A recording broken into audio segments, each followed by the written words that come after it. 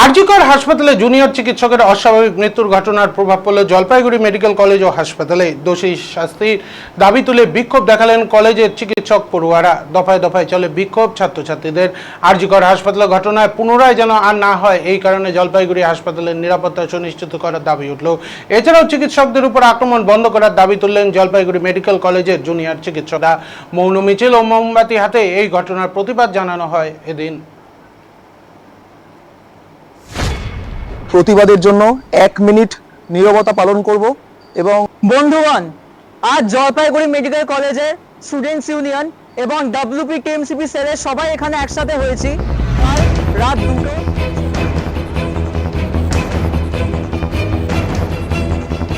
আমরা Jalpaiguri government medical কলেজের সমগ্র ছাত্রবৃন্দ একত্রিত হয়েছি কাল ঘটে যাওয়া ডক্টর মৌমিতা দেবনাথের সঙ্গে ঘটা একটি ন্যক্কারজনক ঘটনার প্রতিবাদের জন্য।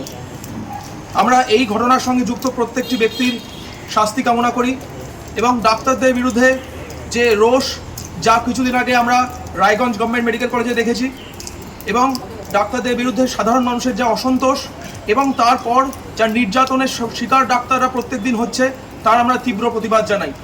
এই ঘটনার প্রতিবাদে গতকাল আমরা একটি মোমবাতি মিছিলের সামিল হয়েছিলাম এবং আজ বিকেল 6টা থেকে আমরা একটি মৌন মোমবাতি মিছিলে যুক্ত হব।